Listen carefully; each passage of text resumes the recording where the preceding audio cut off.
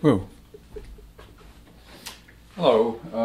I don't want to make the mistake that I made with the Prokofiev 6 first movement of not getting back in review mode quickly enough. I had, in some instances, passages that I hadn't seen in certainly well over a week, and in some cases almost 2 weeks, which is not a good way of learning new material.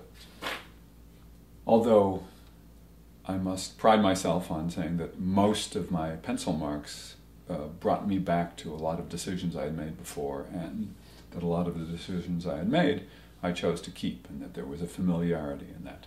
The worst of the layoff was that the really complicated things that need constant harping on until they are integrated fully into how you play weren't. They keep betraying me, they keep having the same kind of demands. And so that's a warning to me and everyone else that you really need to know your own short versus long-term learning capabilities. And the short-term memory, little things that you just learn, if they are at all shaky, they need to be transferred to long-term memory by lots and lots of review until you can walk away from it for days on end, come back and recognize it's still in your body. So in any event, using that as a guideline, I'm going to start reviewing the second movement, which I haven't played in a few days also, but not as many days layoff as I had with the first movement. But I want to quickly review much of this, and especially those naughty and strange interrupted arpeggios, and then go back to the first movement, and then we'll see what happens. So here we are in the second movement of the Prokofiev 6 Sonata.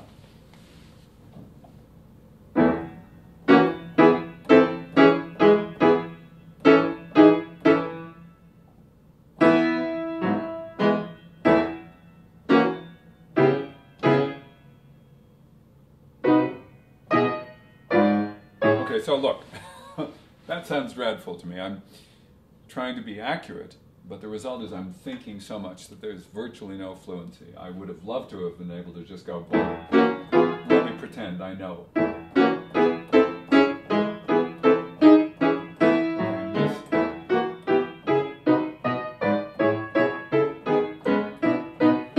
Now, admittedly, it's like when you're sight reading, you can often sound a lot better than when you're trying to learn something, because the first time through I was trying to be right, and this time I was just trying to be musically shaped, have a good time with it, get to the end of that first statement, or that first sentence anyway. But I need a combination of the two. I need to know that the fluency that I demonstrated more or less in the second time is matched with accuracy and understanding of where I'm going. So I'm going to go back a little bit, hands alone, and see how I can find that familiarity again. And one of the things that distracted me before was my fingering indication came upon me too quickly for me to be able to understand what it represented. So I didn't have time to react. When I just read through it more quickly and didn't worry about that, then whatever fell under my hand is what fell under my hand. For example, in the third measure, I have lots of decisions I had made about what hand plays what. Prokofiev wrote a specific division. 2 notes in the right hand, 2 notes in the left hand, and then 2 and 2 plus 1, which works just fine. But I guess past me, for some reason, may not have liked that. I don't know exactly what I've written here. I would like to go to where it returns, because I know that Wicked Prokofiev has spelled it differently. Well, of course, this doesn't count. No, because those are more notes added. That doesn't count at all. Unfair comparison. No, that's what I just did. Well, I have this thought in mind that I had something smart that I was going to rediscover and I'm not rediscovering it right now. No, that's not it at all. Different notes, different patterns. Oh, maybe, no, it's, I give up. Okay. I am just forced to rely on my own resources. Now, why I would have redivided here.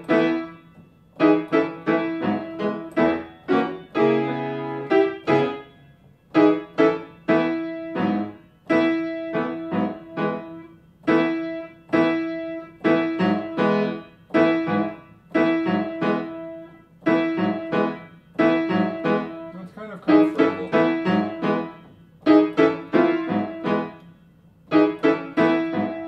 But it's not such a winner that I would go out of my way. I'm going to get rid of my little line for now.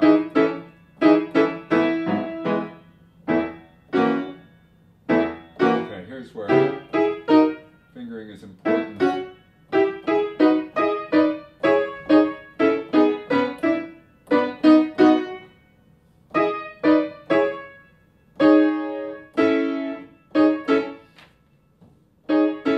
One of my idiosyncrasies that I don't mind an open hand with, not using 1 and 5 both, if I can grab a black note that doesn't require me to twist my hand. So it's A major first inversion. If I have my druthers, I'd much rather grab it with the second finger. It's so much more casual for me than turning my hand and bringing my thumb up to meet that black note. So, oops.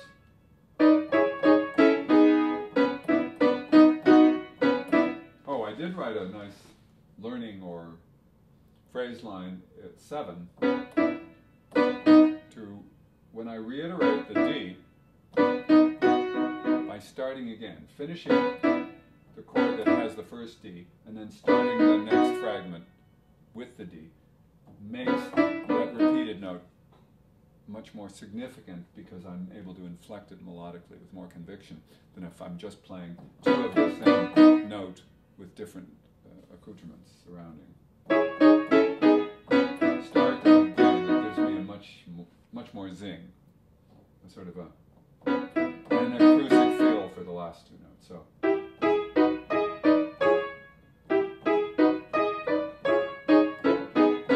Start again, yes, very nice. So.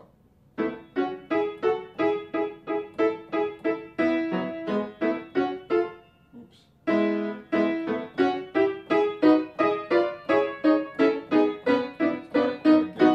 Feels good.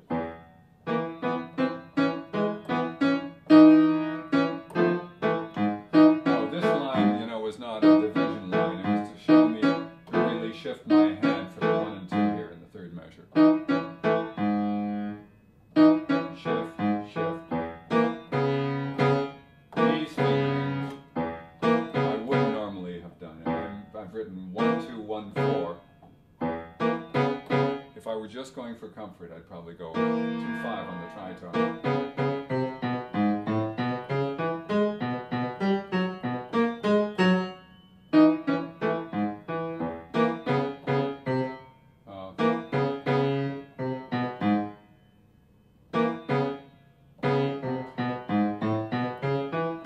Okay, let's see how it goes together.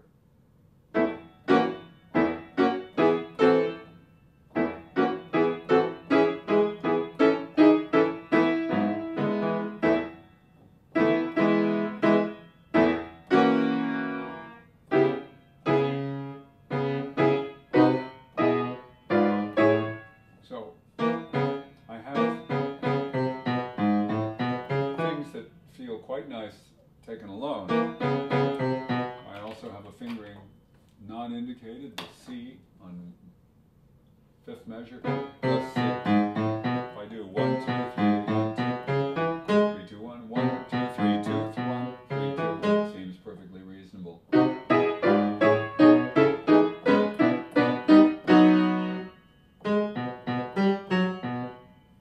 I'll try it from there.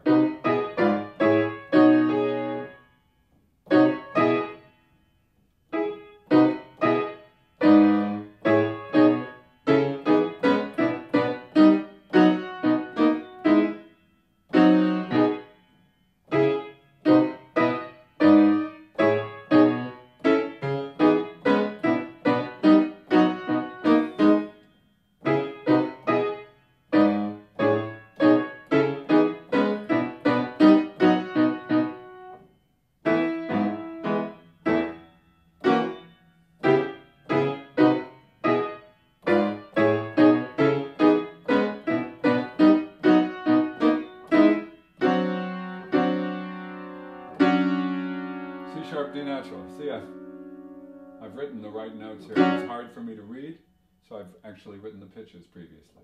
Smart of me. Okay, I don't have enough fingerings written down here to know what my decisions were. So if I'm in a hurry, this 2 and 4 on C sharp, F sharp in the 4th measure, I need to know I grabbed that. So seeing them, and then I'm going to draw a line before the next chord because my hand shifts, and I want a visual reminder of what groups with what. Those really, really, really help, those little lines. They're a reminder of how to think.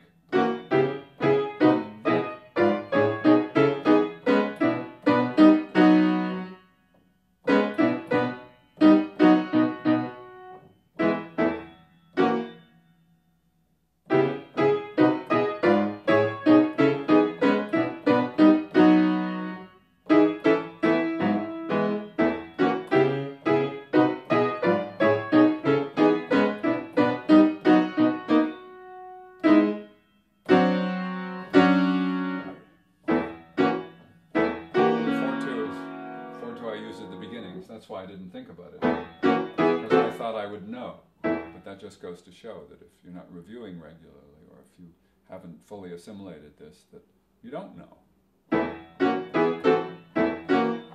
And even though it's obvious to me, I'm going to put 2-5 for the tritone in the left hand.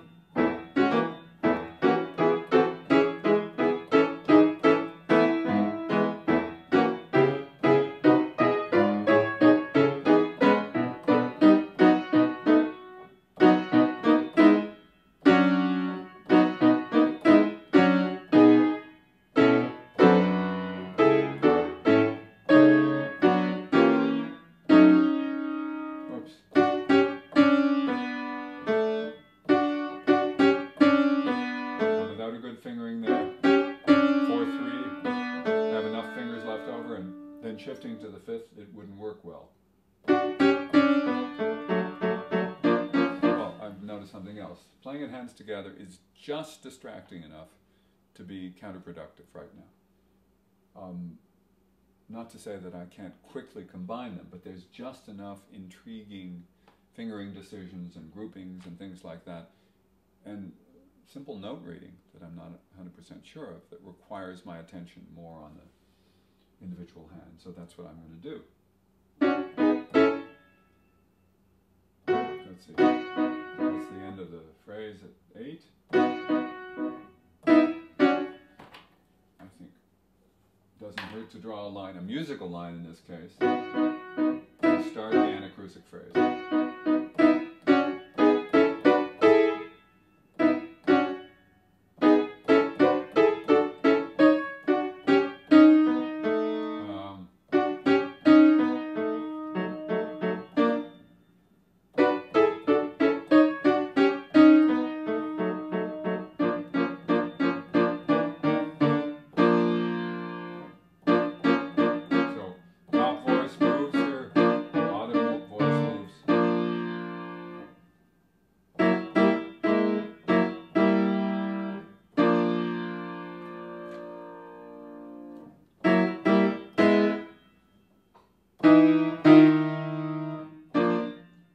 Again, when it's hard to read, little notations help. In this case, I've reminded myself of the E natural. And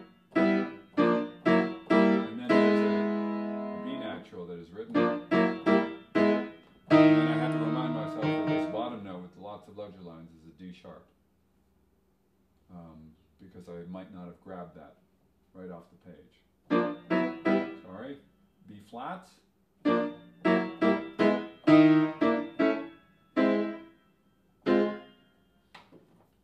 Again, there's just a series of these non-stop chords. So at measure 14, 15, 16, the last quarter, the anacrusic nature of the last one isn't obvious because all Prokofiev has done is written staccato quarter notes throughout. So it looks incessant, and it can't be played incessantly. It's got to be played with a sense of what belongs with what, both musically and physically. In this case, it's musically, and then it helps the mind to rest. And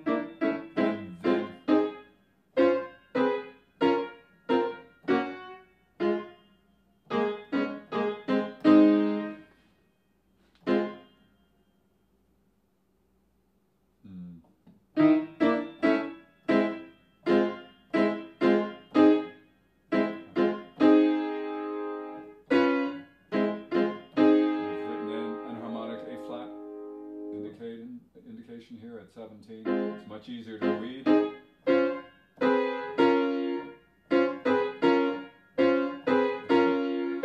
Top voice moves, left hand is a neighboring tone, comes back to where it was.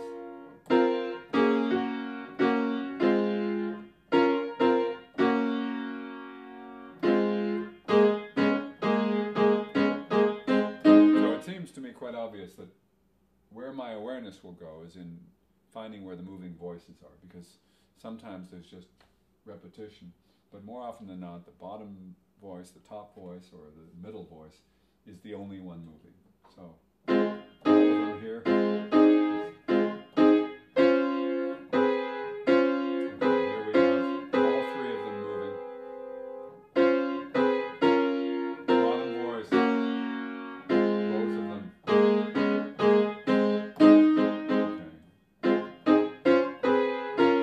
Also, if you're looking at measure 17, the last two chords and the first chord of measure 18, the way these chords look and the way they feel is somewhat different from one another. Particularly this one that's a diminished octave. It feels, I mean, it's a seventh chord to your hand, but it's an octave in the music. So you have to get used to how comfortable it actually is, as opposed to how uncomfortable or awkward it looks on the page. That's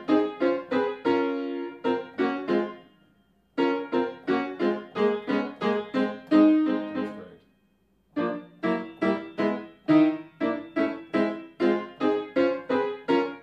Whoops.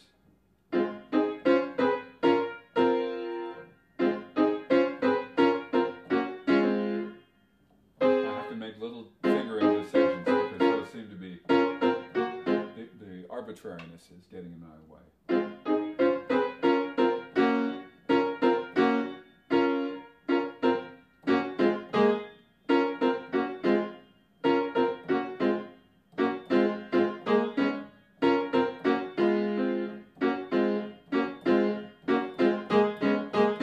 Again, I'm torn between a more or less ideal fingering for me for a chord and where it is in terms of other notes. Like at 18, I have an F sharp first inversion. I'll call it an F minor first inversion.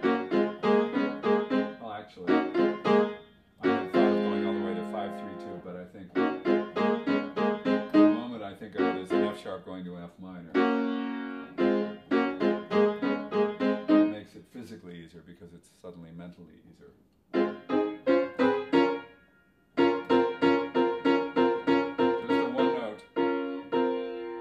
Makes all the difference in how the hand feels.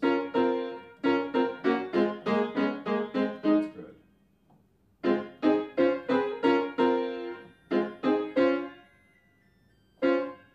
Okay.